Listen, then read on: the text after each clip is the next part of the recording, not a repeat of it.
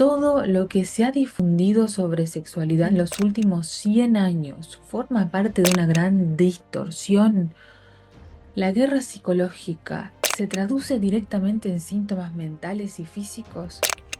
Te invitamos a nuestros próximos cursos intensivos sobre sexualidad sin ideología y guerra psicológica. Los vamos a estar dando en el Hotel Truville en Montevideo, Uruguay, el 28 de junio y en el Espacio Origen en Recoleta, Buenos Aires, el 7 de julio. El factor común de ambos cursos es que te vamos a compartir información para que puedas comprender la profundidad de nuestra biología, de este conocimiento biológico y cómo poder utilizarlo para liberarte, administrar tu vida, lograr coherencia y por supuesto no recaer en síntomas que están relacionados con esta manipulación. Inscribite en las siguientes vías de contacto y en descripción te dejamos los links para que puedas saber un poco más. Nos vemos ahí.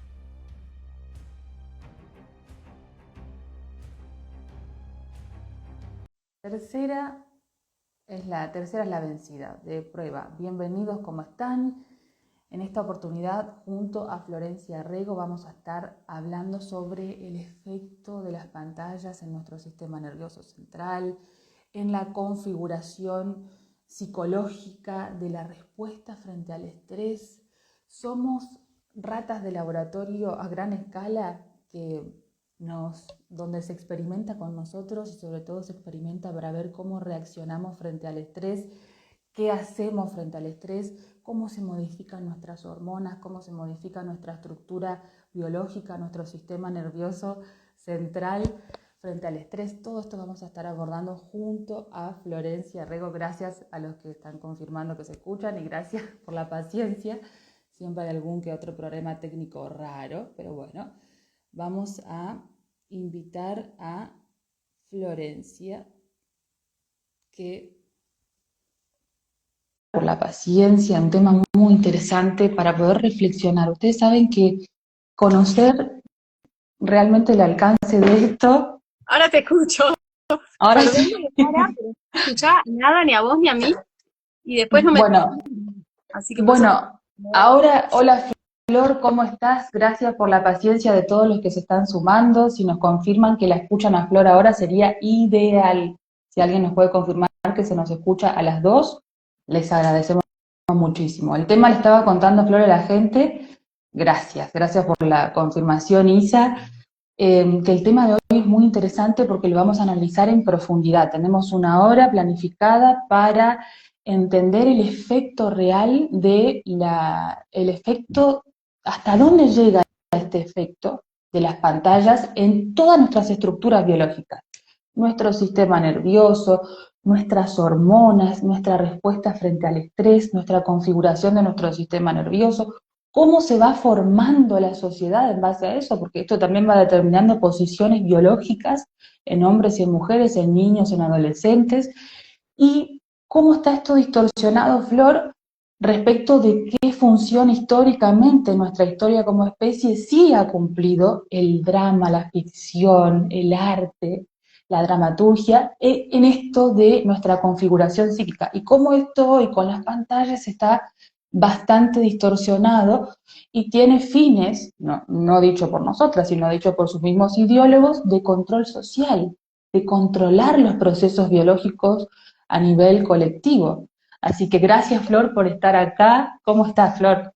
Bien, ahora bien porque te escucho, un placer, porque disculpe la demora, pero yo no te escuchaba nada a vos, no solo no me escuchaba a mí, sino que no te escuchaba a vos, así que no había forma de hecho, antes de solicitar unirte ya no te escuchaba, por eso estaba también probando por la compu, así que perdón por ese inconveniente raro técnico que no se No, dio por porque de favor, golpe salió el por teléfono. favor. Bueno, y aparte le estaba comentando a la gente que desde tu visión y tu formación analítica en la psicología profunda de Jung, es muy interesante analizar qué sucede hoy con las pantallas en esta función del mito dentro de nuestra estructuración psíquica versus lo que antes veíamos, ¿no? Como en esto del teatro, de la tradición oral, tal vez mismo de la escritura, de la función de la transmisión de estos mitos ¿no? Desde la visión analítica es muy interesante, Flor. Eso sucede a mí un poco cuando empezamos a amasar el hablar este tema, empezamos a charlar esto, ¿no? Es decir,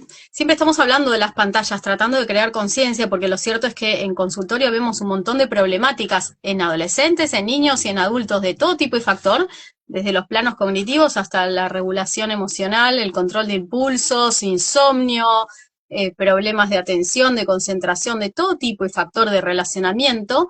Pero el punto es que siempre estamos hablando un poco en el presente, en este panorama de invasión, de sobreinvasión de ficciones de distintas plataformas de ficción que están 24/7 a disponibilidad de todos. Y como bien dijiste hace un ratito, sabemos, porque está explicitado por los propios ideólogos de estas plataformas, el para qué, cuál es la función en el ahora, pero un poco charlando, dijimos, pero ¿de dónde nace, no? La ficción tiene una función a nivel de la estructuración de la sociedad y a nivel del desarrollo personal, y que es arcaica, ¿no?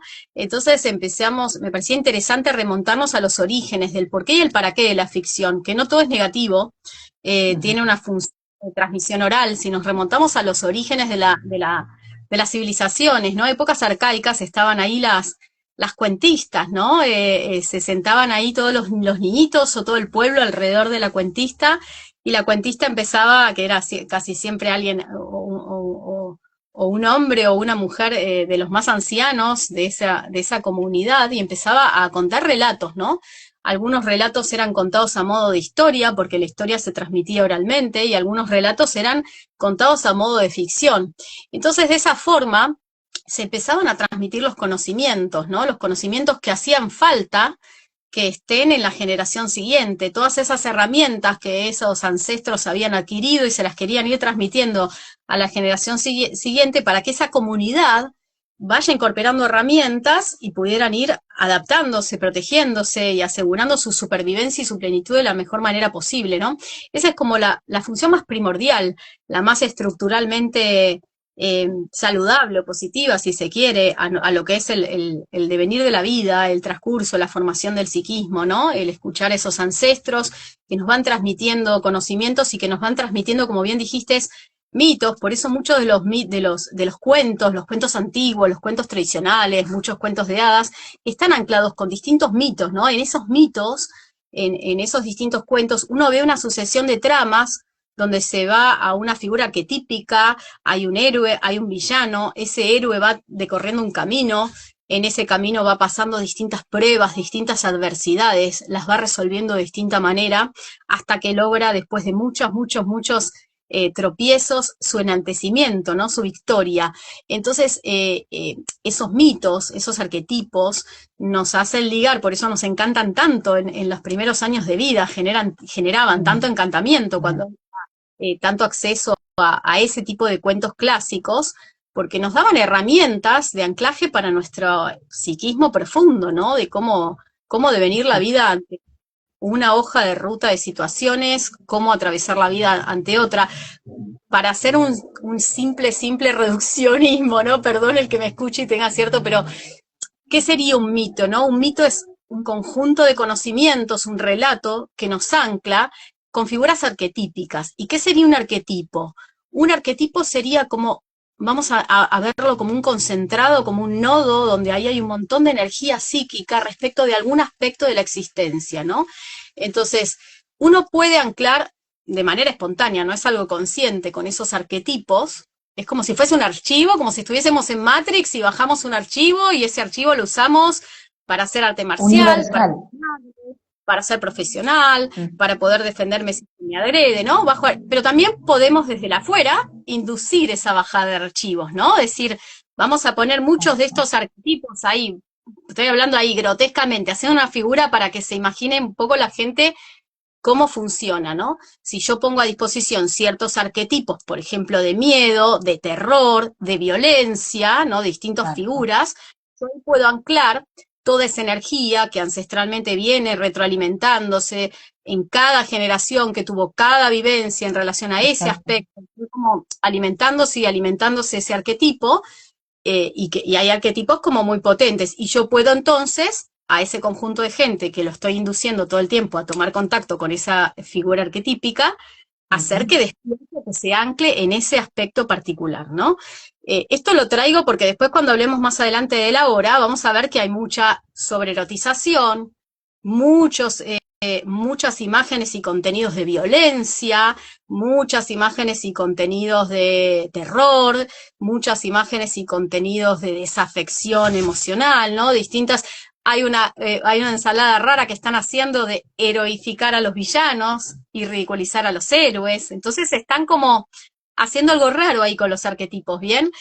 Pero volvamos al original.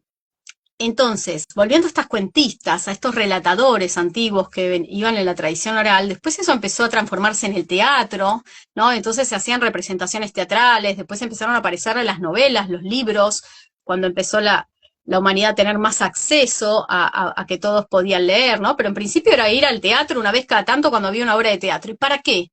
¿Cuál es la necesidad psíquica que el ser humano tiene, ¿no? Eso siendo lo útil, lo individual.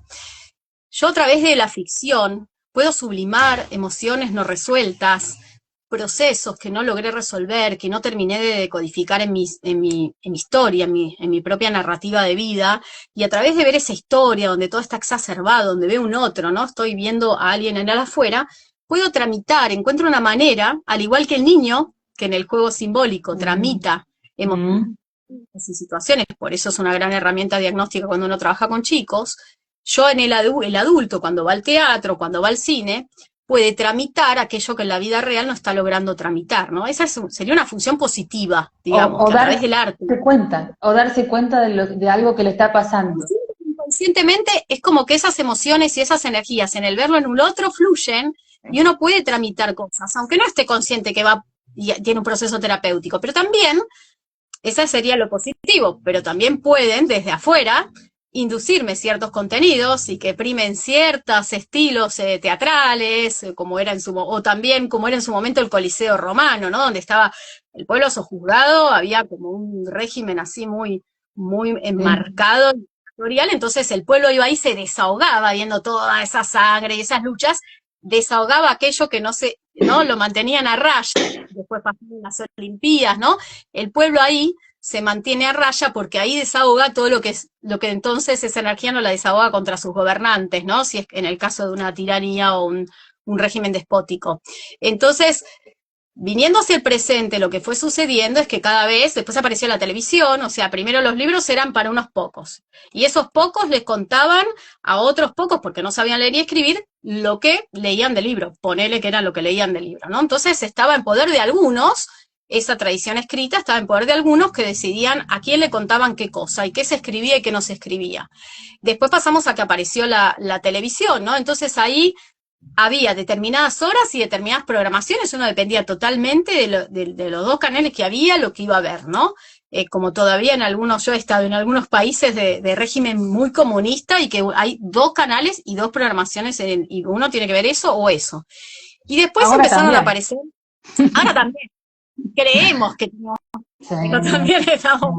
Exacto. Después apareció Internet y todos nos creemos súper libres, y en parte lo es, porque también podemos estar teniendo esta charla, por más que a veces entonces esos inconvenientes técnicos, y encontrarle ahí el talón de Aquiles a aquello que está hecho para una función que no es liberadora ni empoderante. Pero ¿qué sucede? En esa necesidad psíquica, ¿no? De tener un espacio donde yo pueda sublimar a través de una ficción aquello que en la vida real no lo puedo tramitar. ¿Qué sucede cuando se invierte la ecuación y todo pasa a ser ficción? Yo estoy con algo que es como un teatro portátil, que es como un libro, una novela portátil, una ficción, apareció en los videos, ¿no? Portátil. Yo todo el tiempo tengo al alcance de mi mano una herramienta de sublimación para todo aquello que no me animo y no logro tramitar en la vida real, y cada vez me voy pudiendo ir más hacia ahí, siento un placer enorme, que ahora vamos a hablar después de la parte más neurofisiológica, si se quiere, que estos dispositivos no son lo mismo que escuchar un libro, leer un cuento, ver un teatro. Entonces, ¿qué cuando yo todo el tiempo tengo ese chupete para aliviar aquello que en la vida real no logré tramitar? ¿Y qué sucede con quienes tienen el dominio de ese chupete? Y yo uso chupete porque literalmente es un chupete. Chupete electrónico. electrónico. ¿Y qué sucede con quienes tienen al alcance todos los canales de inducción de algoritmos de censuras respecto de lo que me va a dar ese chupete, ¿no? No solo puedo darle al ser humano aquello constante que yo sé que no logra tramitar para que nunca lo tramite, para que nunca vaya a la vida real a tramitarlo con las herramientas que antaño de la ficción, aunque sea a nivel inconsciente, podía tener para después operar en la realidad, sino que a su vez lo induzco, lo puedo hacer permanecer en loops de sobreerotización y pornografía, lo puedo hacer permanecer en loops de terror, de miedos, lo puedo hacer permanecer en loops de violencia y de irritabilidad, lo puedo hacer permanecer en loops de inseguridad, buscando likes, buscando seguidores, o mirando a mis influencers y soñando que los voy a imitar y después haciendo un reel o sea, lo puedo hacer permanecer constantemente en un plano de fantasía. Entonces ahí la sublimación pasa a ser otro mecanismo, que es la fuga psicológica. Y cuando yo entro Exacto. en fuga psicológica, entro en una de las defensas más patológicas que existen, más inhabilitantes que existen, peor que la negación, y es posterior, ¿no? Porque yo me estoy Más primitivo, más infantil. más infantil Ujú. y más paralizante, ¿no? Porque Excelente. encima tengo a toda la sociedad en colectivo con el mismo chupete, creyendo que esa es la realidad, entonces nadie me va a hacer notar que yo me estoy fugando, porque están todos igual, están todos en fuga, ¿no? Eh, el punto está, y creo que este vivo va a llegar a quienes quieran no estar en modo fuga, ¿no? Porque esa Mm. tentación la tienen todos. A mí me van a mostrar un contenido en lo que a mí me atrapa. A Romy le van a mostrar un contenido en lo que a Romy le atrapa. A otra persona de las que está escuchando va a ser otro, y a otro, y otro, ¿no? Por eso todos hablan como algo gracioso, el algoritmo, como una curiosidad graciosa. Pero si lo usamos a favor nuestro, ese algoritmo no es una herramienta de autoconocimiento, ¿no? Ver qué nos trae el algoritmo nos está diciendo cuál es nuestro punto ahí más frágil, ¿no? ¿Cuál es Totalmente, en dónde nos totalmente. estamos para que no lo querramos soltar, ¿no? Como hacían antes, que ponían el chupete en algo dulce para que el bebito se calme. Bueno, Así esa sería mi... funciona así, pero Flor, tal cual, porque esto que vos decías, que en algún punto es necesario estas herramientas culturales de transmisión de estas grandes eh, historias que nos ayudan a construir y son herramientas psíquicas para que yo pueda decir, bueno, esto es ser un hombre, esto es ser una mujer, esto es ser un hombre fuerte, esto es ser una mujer fuerte, que siempre cumplió este rol en nuestra historia como especie, estos aparatos culturales que en realidad tienen un origen biológico, porque replican un orden natural mucho más inteligente y profundo. Por eso es que ir en contra de eso tiene tantos costos. Pero esto que fue tan positivo, ¿por qué? Vos sabés que es muy interesante, Flor, por qué esto en la pantalla se distorsiona tanto y se pierde? Esta cosa positiva se pierde en la pantalla. Bueno, porque hay algunos factores muy importantes. Por ejemplo, cuando uno cuenta una historia oral, en un cuento, en un teatro, hay una cadencia, hay un cierto ritmo que nuestro cerebro puede procesar y esa información se puede digerir. Como toda la naturaleza tiene un proceso, un tiempo, tiene un ritmo normal y un tiempo lógico. Cuando esto no se da, empiezan a suceder ciertas cosas. Primero, que esto es muy conocido, hay mucha gente que piensa que esto es ciencia ficción y esto es un concepto vapuleado, que no es cierto, que esto está muy de la ciencia ficción, ¿no? Que es el concepto de mensaje o de información subliminal. Cuando uno está presenciando una historia que se cuenta muy rápido, donde hay, por ejemplo, muchos cambios de escenas, que por ejemplo, los dibujitos animados del siglo XX, del siglo pasado, más o menos había un cambio cada minuto, cada 60 segundos había un cambio de escena. Los dibujitos animados que ven los niños hoy tienen alrededor de 10 cambios de escena por 10 segundos. O sea, es una barbaridad. Nuestro cerebro no puede procesar esa información conscientemente.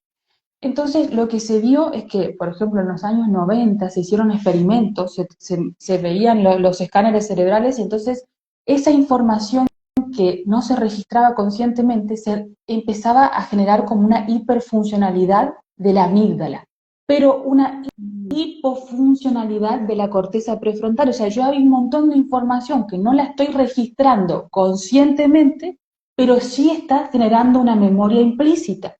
Entonces ahí sí aparece esta función donde yo no puedo transformar la historia que me está contando mi abuela, que yo voy al teatro y yo la utilizo como una historia que me inspira para resolver un problema en mi vida, que sería este camino del héroe que bien analizaba Jung en estos sentidos, estudiando los arquetipos.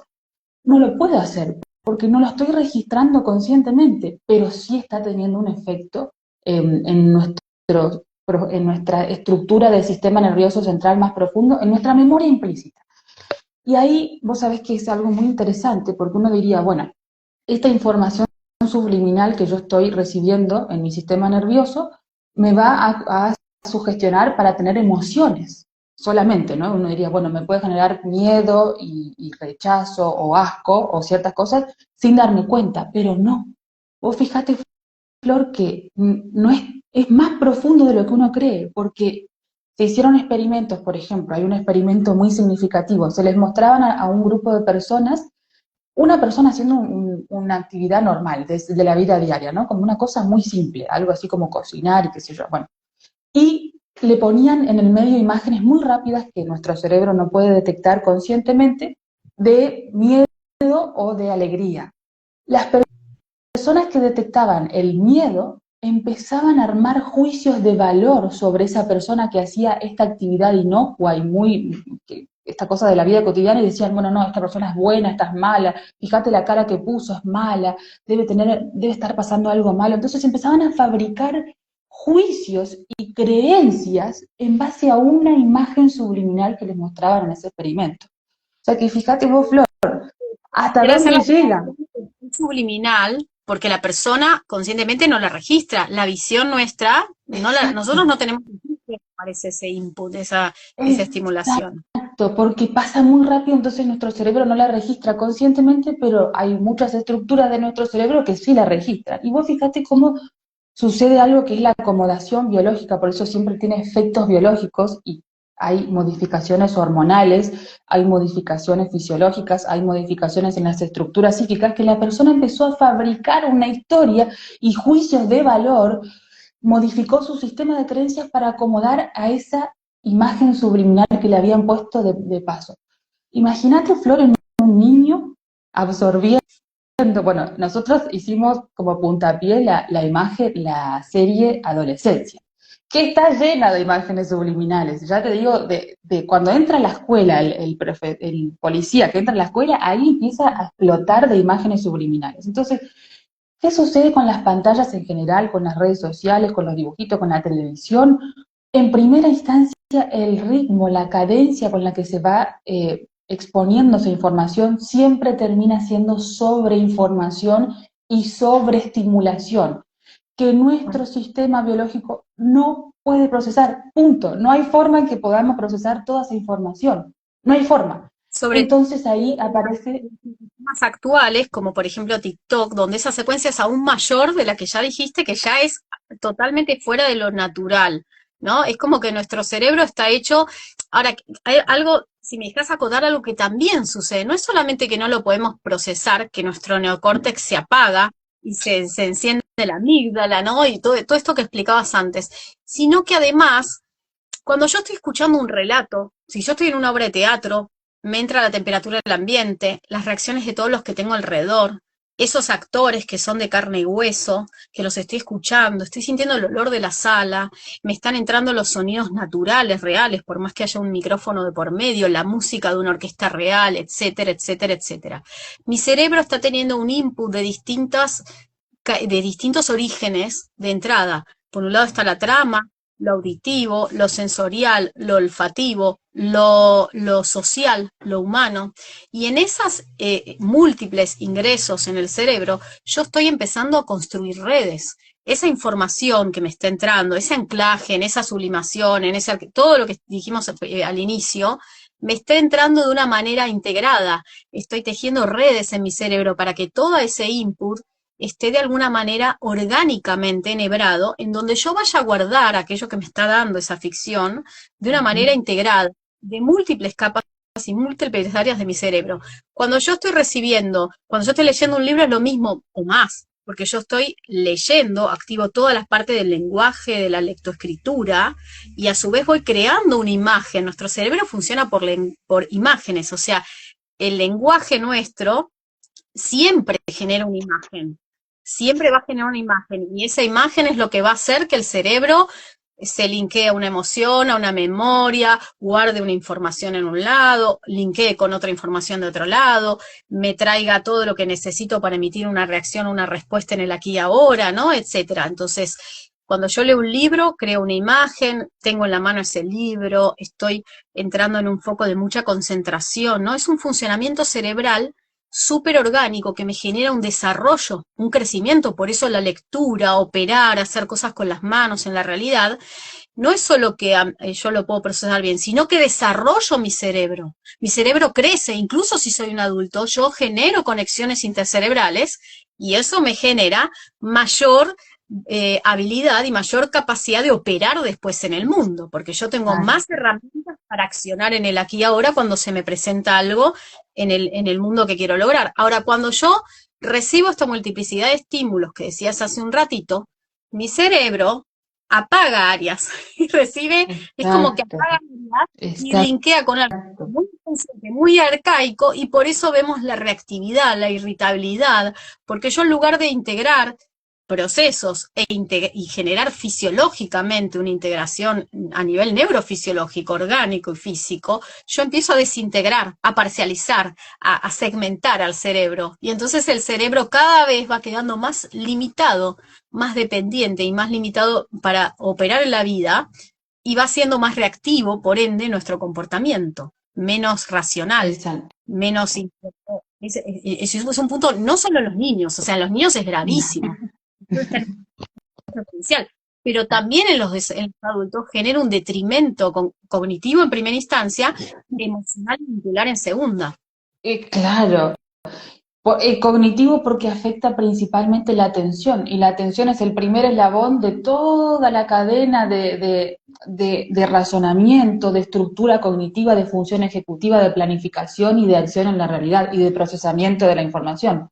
Ahora, cuando uno nos escucha diría, ay, bueno, pero entonces, porque viste que cuando uno lee los estudios, Flor, dicen, la sobrecarga de consumo de pantallas, el consumo excesivo de pantallas genera tan, bueno, yo, y esto me atrevo a decirlo así en estos términos, porque entendiendo el funcionamiento de base de las pantallas y cómo nuestro cerebro no puede procesarlo, las pantallas siempre, en un contacto pequeño o en un contacto mayor, siempre van a ser un factor de riesgo en nuestra salud, para ponerlo en un término que se pueda comprender. ¿Por qué? Porque esta sobreestimulación genera, viste que hay un efecto psicológico que se llama parálisis por análisis. Nos paralizamos cuando analizamos mucha información.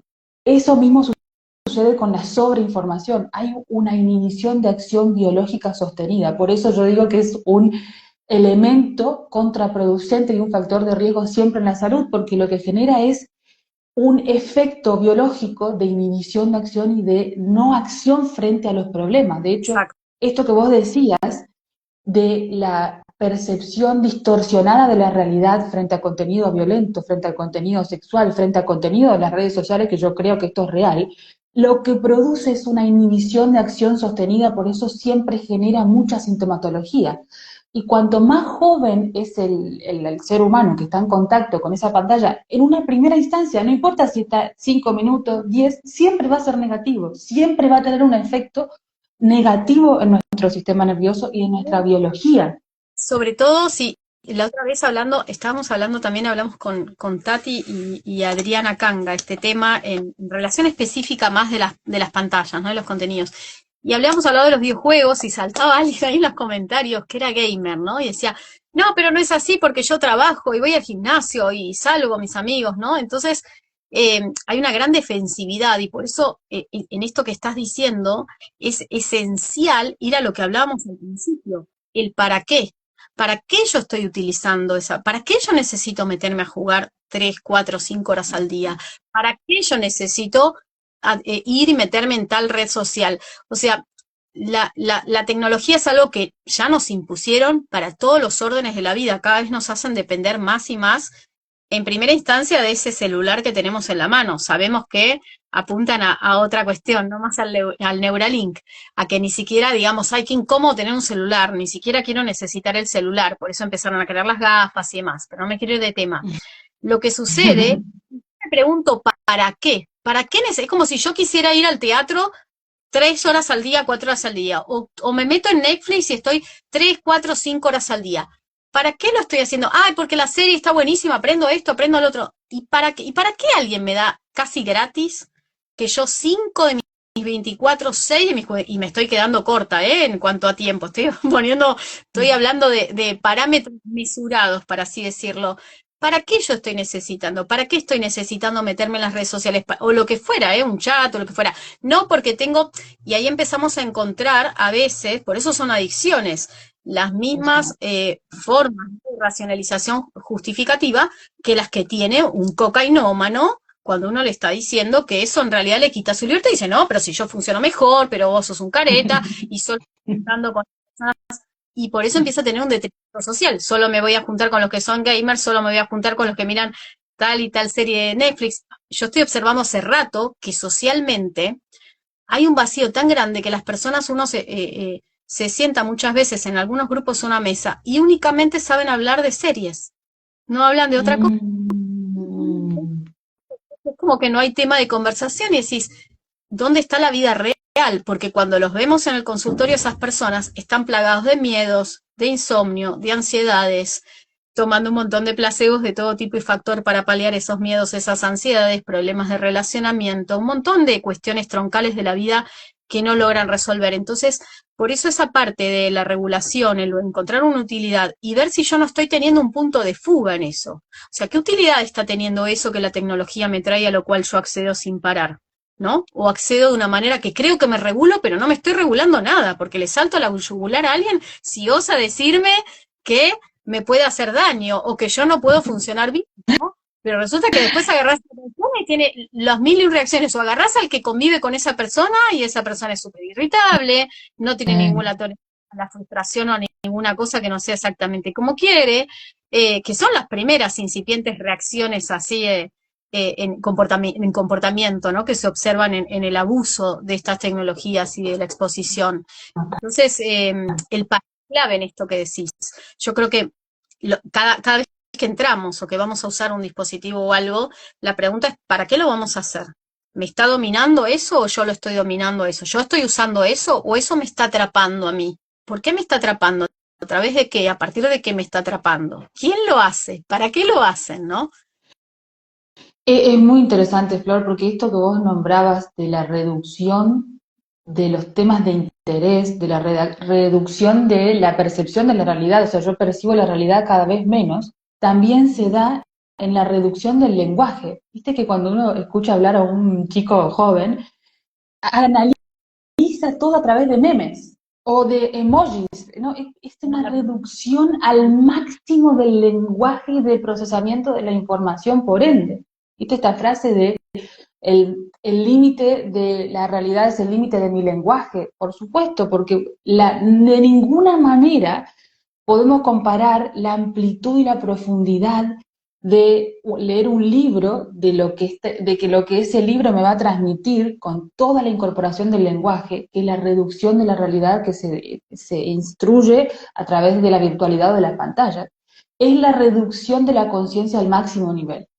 Y te decía, Flor, que cuanto más temprano el niño o el adolescente está expuesto a pantallas a nivel general, se producen lo que se da es una reducción siempre de la materia gris y de la materia blanca, específicamente en funciones ejecutivas y del lenguaje. O sea, hay un atrofiamiento de ciertas funciones del lenguaje, por eso es que esto que vos decías funciona y es tan efectivo. La persona empieza a tener un procesamiento defectuoso de la realidad y un acortamiento del lenguaje inducido por las pantallas. Pero hay otra cosa muy importante, que es que la mayoría de las veces hay un freno emocional.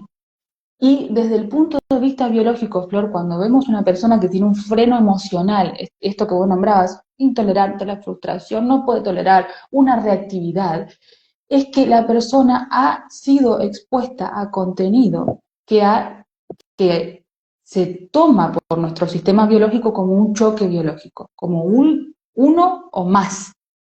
Esto lo que produce en un corto tiempo es frenar al individuo en una etapa más primitiva emocional. Por ejemplo, vos sabés que hay muchísimos, y es un factor común de los casos de pubertad precoz, Flor, que están relacionados con el consumo sexual, particularmente en niñas.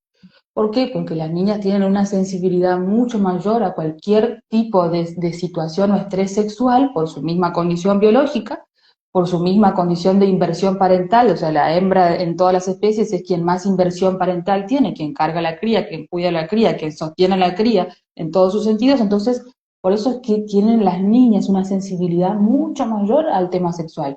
Y hoy en día, esto que vos nombrabas al inicio, Flor, de la hipersexualización, es una moneda corriente en todos lados, ya a nivel de sobreestimulación en todos lados. Y hay otra cosa que vos decías, esto de la reactividad frente a la situación de apelar a la responsabilidad, es decir, de poder, bueno, hacer algo distinto una vez que cuando uno conoce esto. Yo planteaba, decía, ¿somos ratas de laboratorio a gran escala social? Bueno, eso sin lugar a dudas, no lo digo yo, lo dicen ellos que experimentan con nosotros a gran escala y nos quieren hacer abiertamente, lo decía el dueño de Facebook. Queremos apelar al aspecto adicto que cada ser humano tiene intrínseco en sí mismo, por nuestra propia estructura, ¿no? Queremos hacer una sociedad de adictos, lo dijo el mismo inventor de Facebook. Y cuando uno estudia, por ejemplo, esto de los gamers, que vos decías de los juegos, todos los juegos, ¿sí? Desde el más básico del celular a los juegos más complejos, eh, esto fue en los años, después de los años 2000, empezaron a incorporar algo que es la recompensa aleatoria, que es la recompensa, algunas veces sí te vamos a dar el premio de encontrar el tesoro y otras veces no, o sea que sea impredecible la respuesta aleatoria, que es lo mismo que se da en las redes sociales. A veces mi contenido se puede viralizar y yo puedo tener muchos me gusta y a veces no, entonces esta cosa de la impredecibilidad de la respuesta de la gratificación instantánea es lo que hace que la persona se vuelva literalmente, como vos lo decías, un adicto. Pero también por qué genera eso, ¿no? Porque como estas personas tienen muy estudiado todo lo que es el comportamiento desde la visión conductual, ¿no?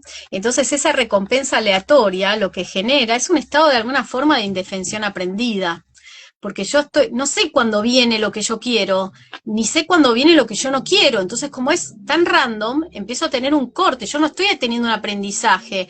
En el condicionamiento operante clásico, el perrito era bestiales, esos experimentos, que ahora no sé cómo estudian esas teorías, quienes ahora por ahí están ahí a la red defensiva de los derechos del animal y demás, porque eran bestiales, y el perrito recibía una descarga o recibía el alimento, lo tenía muerto de inanición, si apretaba, hacía tal cosa, ¿no? Y si no lo hacía, no lo recibía. Entonces había una línea de lógica para recibir eso. Ahora, cuando yo rompo con esa línea lógica, con ese razonamiento, y yo no sé ni por qué viene lo que quiero que venga, ni por qué viene lo que no quiero que venga, yo me quedo en un estado de indefensión aprendida que lo que genera es una parálisis, ¿no?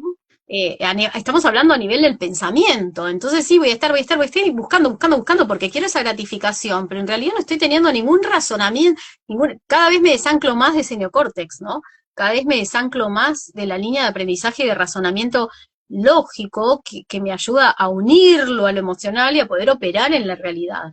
Entonces, es súper importante esto que decís de lo random que ponen a veces esas microgratificaciones dentro de los videojuegos, y por eso tenemos tantos adultos teniendo graves problemas por estar adictos al Candy Crush, que decís, Sí, es el sí, y sí. están teniendo problemas maritales, laborales, de insomnio, de todo tipo, ¿no? Por estar jugando al Candy Crush en un celular, personas grandes de 50, 60 años. Entonces, eh, estamos en una situación muy delicada. Ahora, también para poner una mirada más filosófica y existencial, hay que entender, sobre todo quienes les estamos poniendo el cuerpo y la cara a tratar de encontrarle el talón de Aquiles a esta especie de afrenta, de guerra psicológica que están haciendo en la humanidad, estos ingenieros sociales que la tienen tan clara, lamentablemente, en algunas cuestiones, es que no todas las personas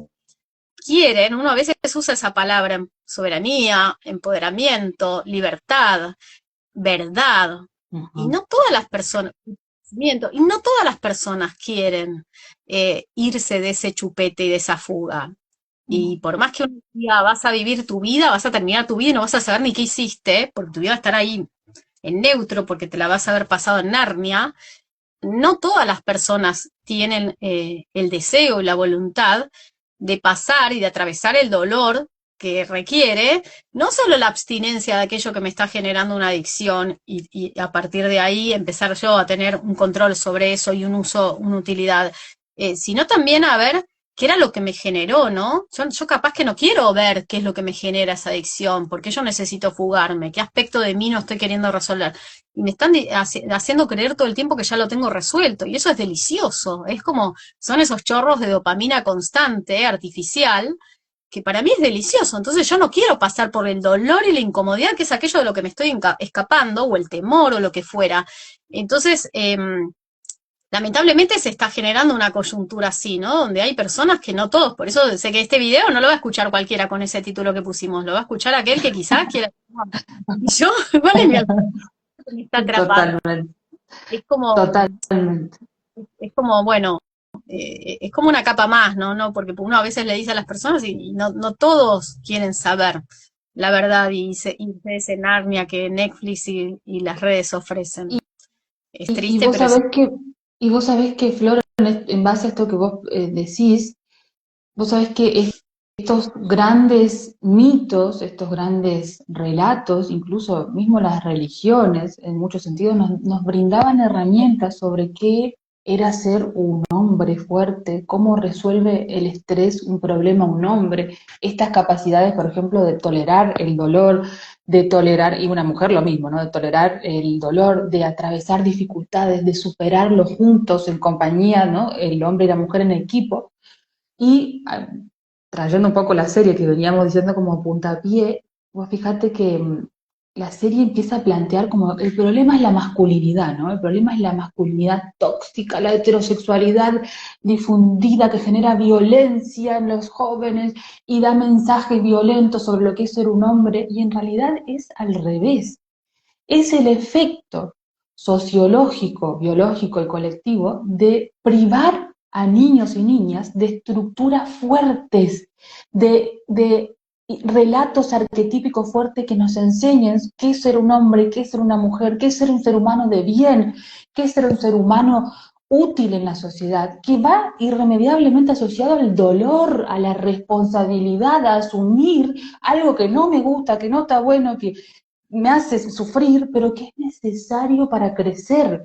El dolor es necesario y es necesario inherente a todos los programas biológicos, tengo que pasarlo para poder fortalecerme y crecer, si no yo voy a ser un niño eterno, que es el rasgo, en ese sentido Jung atinó muy bien, decía los hombres y mujeres niños son la característica psíquica de nuestra época, y tiene que ver con esto, con que nos privaron. Los tiempos de ahora, donde toda persona es frágil y toda persona se ofende de nada, y se generó un enaltecimiento de lo que es la comodidad, ¿no? Todo tiene que ser cómodo, todo me tiene que quedar cómodo, y lo que me queda incómodo es lo malo, ¿no? Hay como una subversión, que vos hablas muy bien en tus talleres de eso, ¿no? Una subversión del lenguaje, donde se empieza a mezclar, viene en un doble mensaje, ¿no? Empezando a generar esta psicosis colectiva, Ah, empiezo a subvertir términos, empiezo a confundir lo que es bueno, lo que es malo, lo que entonces empiezo a decir que estar, como en el ejemplo este de la comodidad, pero lo uso porque es,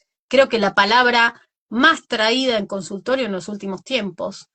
Como si algo que me queda incómodo, si yo no estoy cómoda o cómodo con algo, es malo, me lo tengo que sacar de encima rápido. Todo tiene que ser cómodo.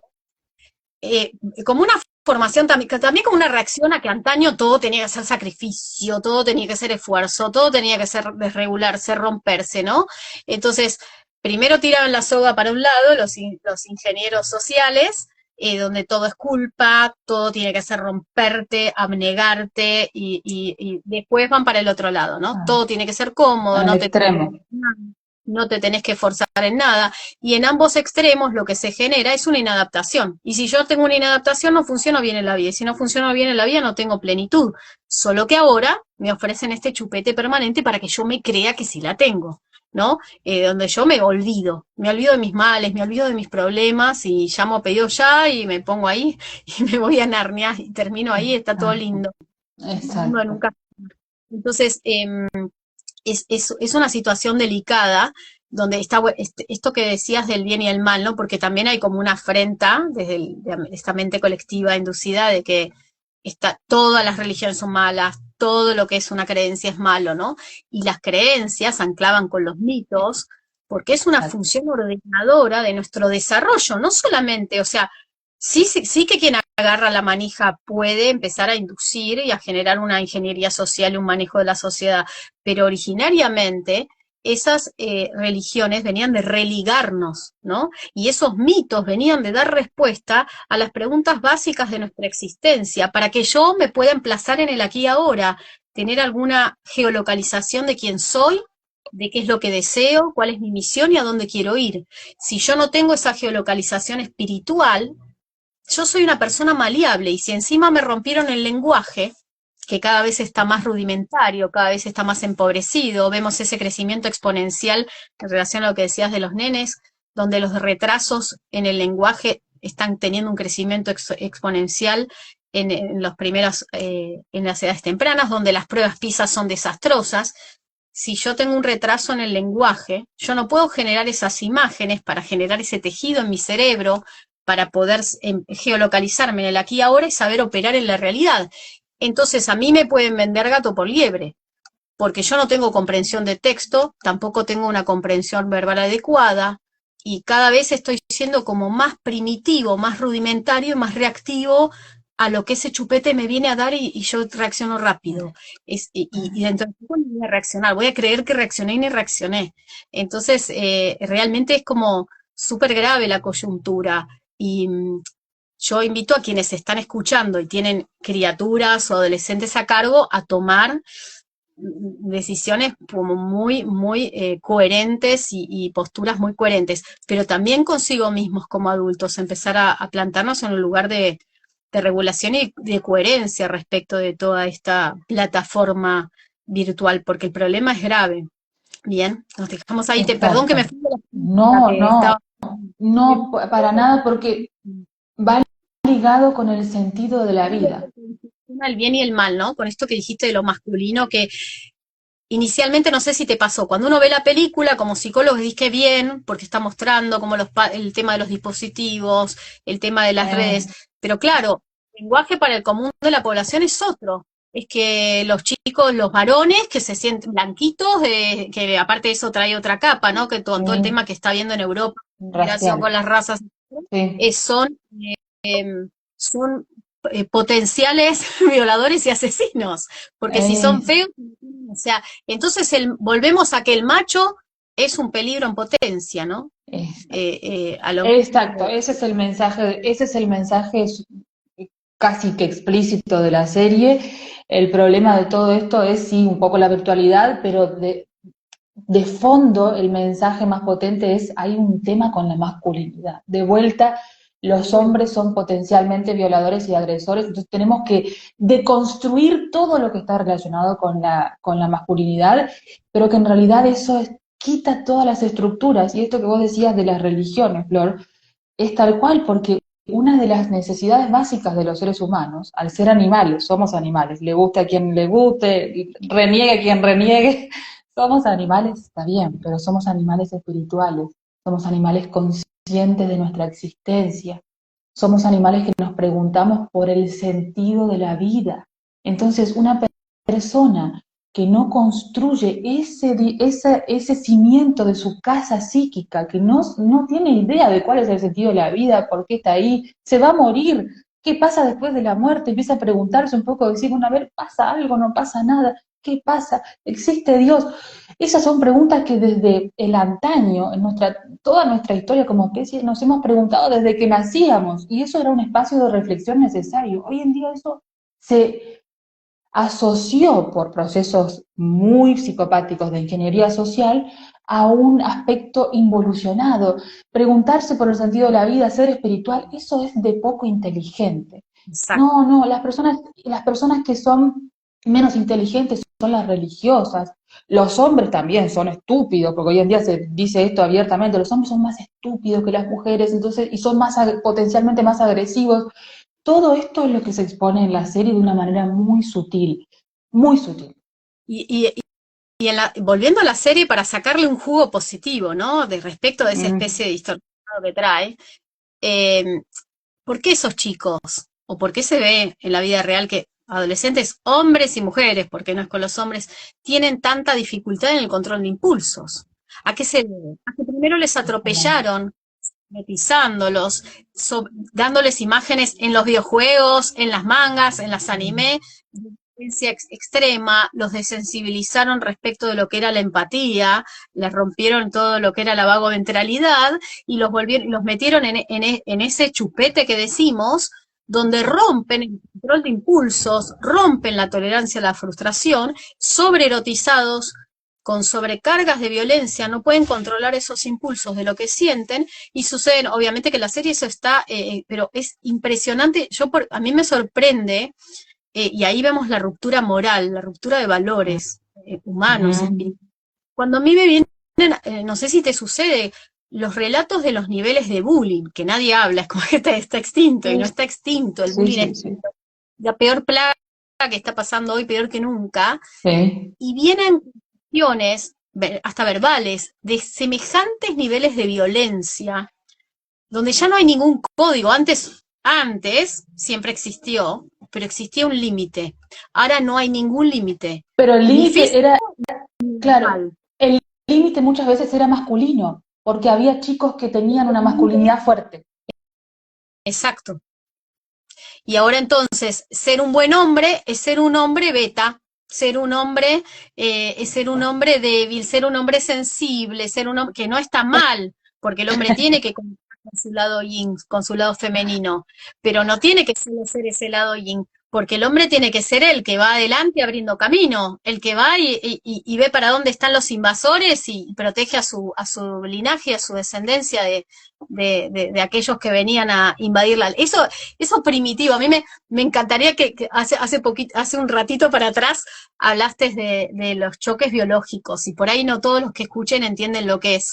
Y este aspecto de que somos animales espirituales, desde la medicina germánica y explicando lo que son los choques biológicos, podría dar una coyuntura de por qué ellos se están metiendo ahí generando unos choques biológicos emocionales incesantes. ¿Qué nos genera en nuestra biología y en nuestro comportamiento eso? ¿Hasta dónde nos paraliza o nos puede dejar ahí en ese estado de disrupción, digamos, de nuestro funcionamiento, ese incesante ataque de choques biológicos?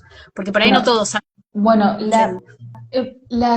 la primera cosa que genera para choques biológicos son estos eventos que nos generan disrupciones y programas biológicos especiales, donde nuestro sistema hormonal, nuestro cerebro, nuestra fisiología se adapta con órganos, con el comportamiento y con estructura hormonal.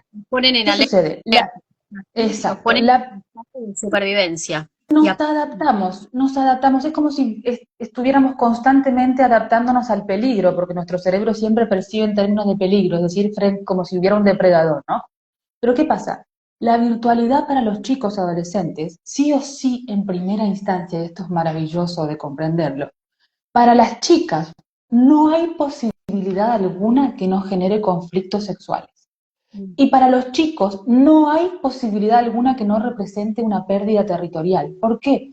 Porque si yo tengo cada vez menos capacidad de generarme un territorio real, amigos, poder tener la capacidad de hablar con una chica real, no en la virtualidad, que para un chico siempre involucra la posibilidad del rechazo, ¿no? Eso involucra crearme un territorio y identificar mi identidad y crear algo que es donde yo puedo, por ejemplo, aportarle a mi grupo, a mi mamá, a mi hermana, a mi novia. Eso es crear un territorio. La virtualidad atenta contra todo eso. Le quita la posibilidad de construir un territorio a los chicos. Y a las chicas les genera siempre conflictos sexuales. ¿Por qué? Porque la distorsión de la sexualidad en la virtualidad es imposible de evitar. Las chicas, esto es muy importante porque los padres no son conscientes de esto. No es solo el contenido al que acceden los niños en sus propios celulares, que la mayoría tiene a edades muy tempranas, sino en el celular de los padres. Vos no sabés la cantidad de pacientes que yo he tenido, Flor, de chicas que han tenido choques biológicos por entrar a ver contenidos en el celular de sus madres o padres. Y los padres ni enterados de que los hijos consultan su celular. Entonces, Claro. siempre va a haber una modificación hormonal y una adaptación. Por eso esto que vos decías de la agresividad ligada con la falta de control de impulsos, siempre se va a dar, siempre va a ser una consecuencia biológica, porque la manía, que es esto de la falta de control de impulsos y la agresividad, es una consecuencia biológica de un niño que ha tenido conflictos biológicos territoriales, conflictos de identidad. No tengo un padre que me dice cómo ser un varón. No tengo, porque mi padre no está presente y encima en la sociedad me dice que ser varón es horrible y yo tengo que reconstruirme y parecerme más a una mujer para ser un hombre. Y lo digo sin pelos en la punta porque en realidad hay condiciones biológicas, femeninas y masculinas. Y si soy mujer, como ante los hombres, mejor me trato de camuflar como hombre que corro menos peligro de un ataque masculino, digamos. Y también genera, esta virtualidad genera una gran distorsión en cuanto al desarrollo de la autoestima y de la autopercepción y del autoconcepto, digamos, en sí mismo, porque muchas veces vemos, que seguramente te pasó, que cuando hay algún conflicto de identidad en los adolescentes y empiezan a tener en la vida real una relación de pareja, una parejita, ¿no? Y empiezan a tomar contacto con sus sensaciones, con su cuerpo, con un otro que empieza a generar un vínculo y le da un feedback, empiezan a remitir los síntomas solos. Solo por esa relación empieza a generar como una comunidad de representación, porque el territorio, esto que decís, se desarrolla en lo real, no en lo virtual. En lo virtual, me hizo mucha razón esto que dijiste, que siempre lo virtual nos hace sentir que perdemos territorialidad, ¿no? Que es uno de los grandes conflictos biológicos, según entiendo, desde la mirada mediana. Exacto, siempre, no hay forma que yo estando en la virtualidad no perciba eso como una pérdida de territorio. Por eso es que la pornografía, el contenido pornográfico, siempre, no hay posibilidad que haya algo distinto. Siempre para la persona que lo consume, particularmente para los hombres, va a involucrar, es imposible que no sufra un conflicto de pérdida territorial. ¿Por qué? Porque ese orgasmo que se logra, esa estimulación sobre estimulación sexual, no es en la vida real. Y nuestro cerebro lo sabe. Entonces se percibe como una pérdida territorial. Me desvalorizo como hombre porque no puedo lograrlo en la vida real. Genero un bloqueo de la corteza prefrontal, entonces no me doy cuenta, entro como una especie de hechizo, ¿viste? Como sucede con los psicofármacos, que uno entra como en un hechizo que no se da cuenta de los efectos adversos. Eso mismo sucede con la pornografía. Yo no me doy cuenta porque hay un bloqueo de la corteza prefrontal. No me doy cuenta de hasta dónde llegan los efectos negativos de eso. Entonces entro como una especie de hipnosis, pero con desequilibrios hormonales. Entonces entro en una depresión maníaca. Siempre. No hay posibilidad. Depresión maníaca. Agresividad es alternada con un periodo de depresión. No hay posibilidad de otra cosa. Claro. Por eso muchos necesitan después, para tener un acto sexual, consumir pornografía previamente, ¿no? Cuando estudiamos distintas disfunciones sexuales es algo bastante común, ¿no? Que el deseo se empieza a comprometer, y entonces te explican, no, que es el umbral de excitabilidad, porque entonces recibiste todos esos estímulos.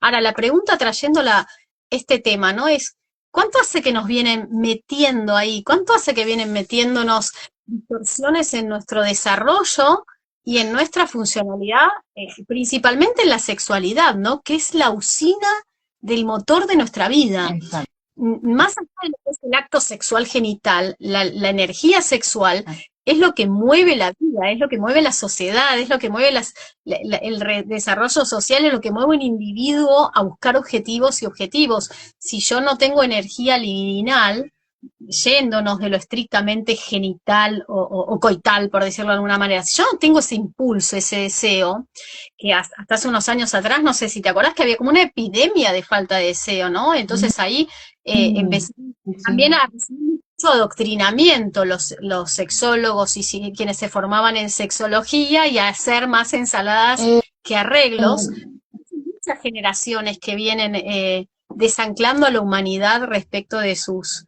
vertientes energéticas, ¿no? Para ponerlo en términos de energía, de la energía libidinal, que es la energía del pulso de vida.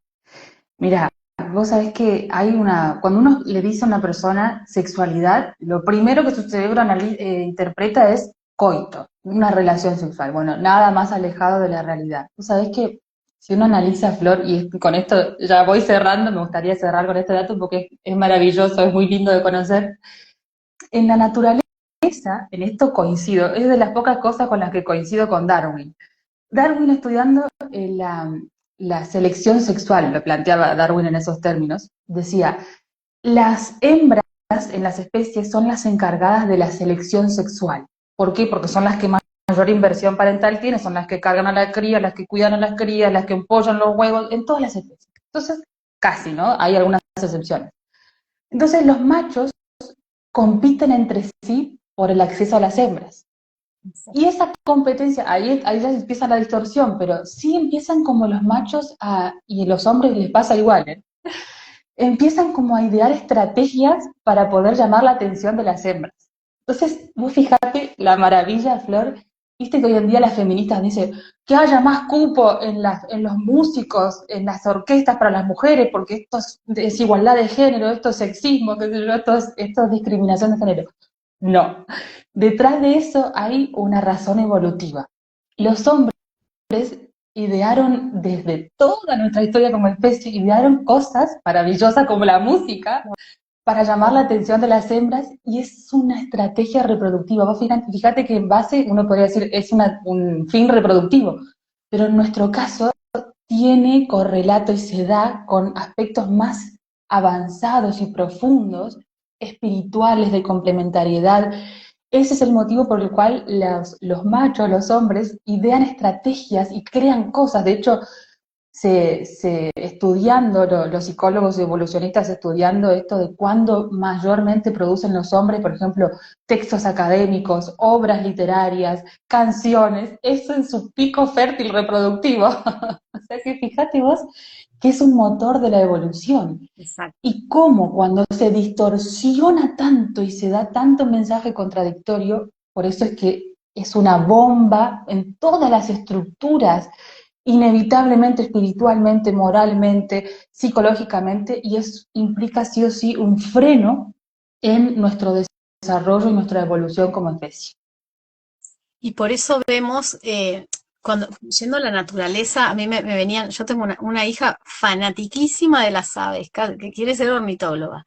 Y en las aves, creo que debe ser en la naturaleza donde vos más se ven la diferencia entre machos y hembras, y porque los más hermosos, exuberantes, yendo a un ejemplo real, ¿no? La pavita es linda, pero es una pavita que se hace la pava, se hace la pavita, más hermosa y paciente que ver un cortejo de un pavo real a una pava. Pueden estar horas y horas con esa danza, esa vibración de las alas, de esa cola exuberante.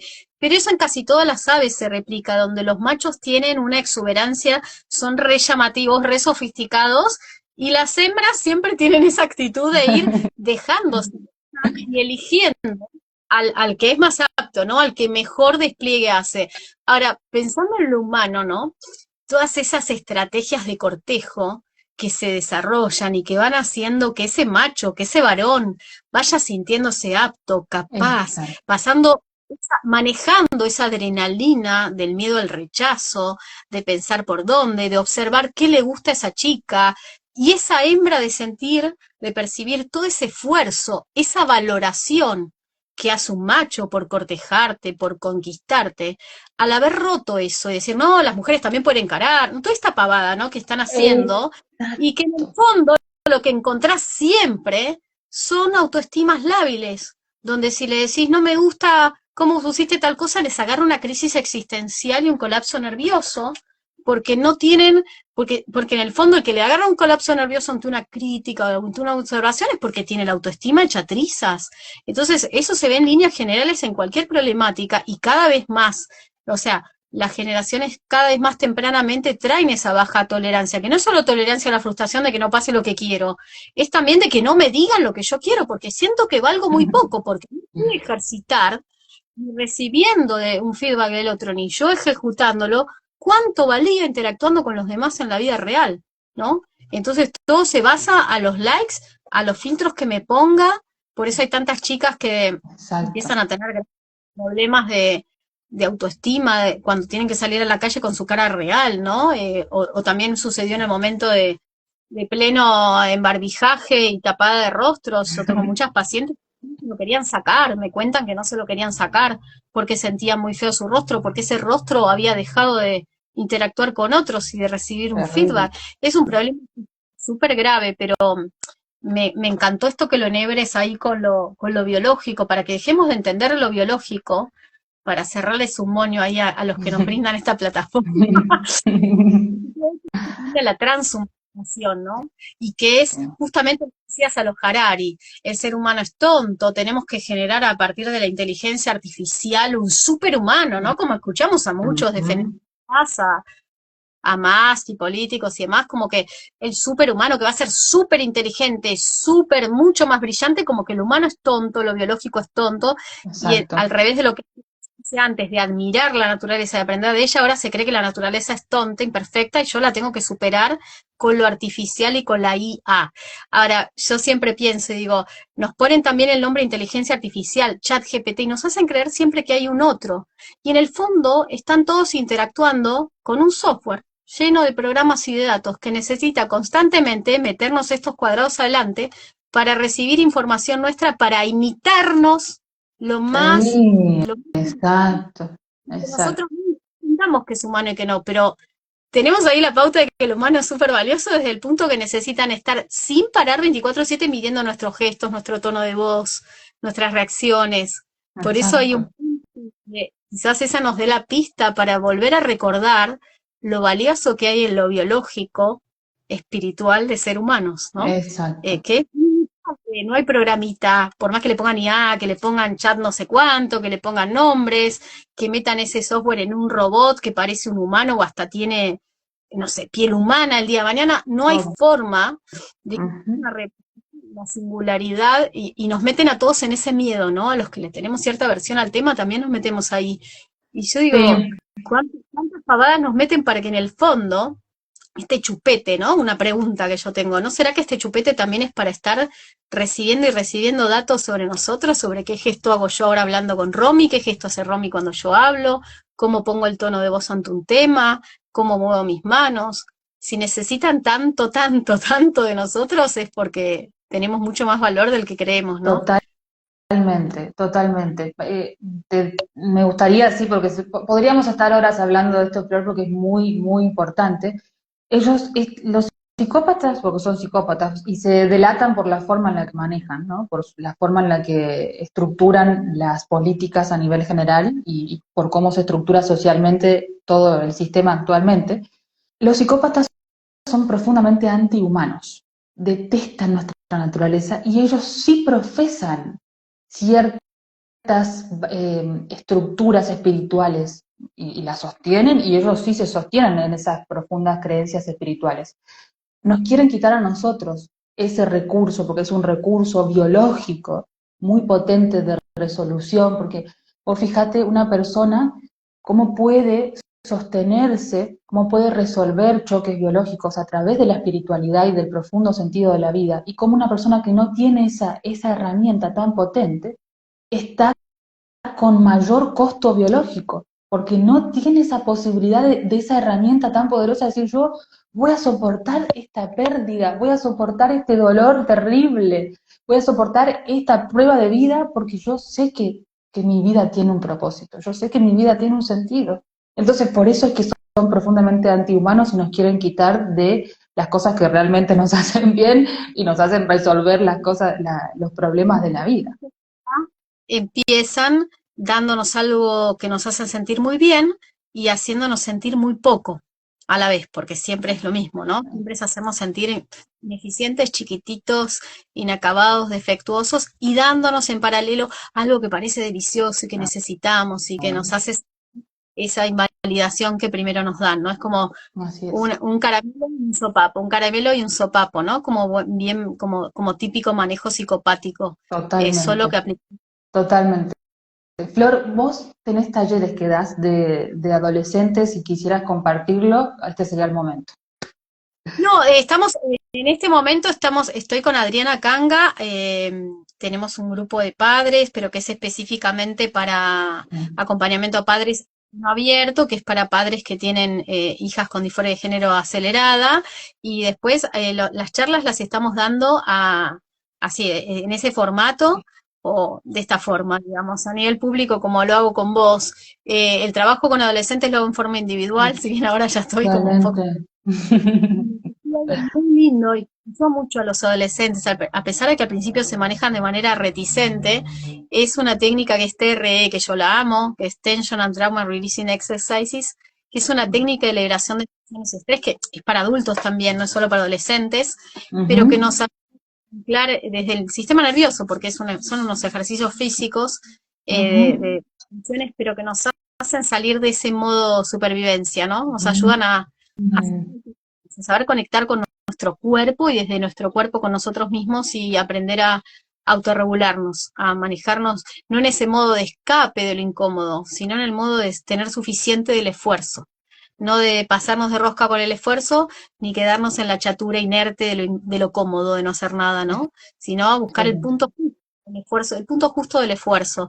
Entonces, si bien es una técnica muy sencilla y física, que genera ahí como un alivio muy, muy lindo, muy tangible de bienestar, a mí me gusta mucho aplicarla, eso sí, cada tanto lo genero en grupo y invito ahí a adolescentes a practicarlo y a aprenderla, adultos también, pero bueno, es algo como muy, muy lindo.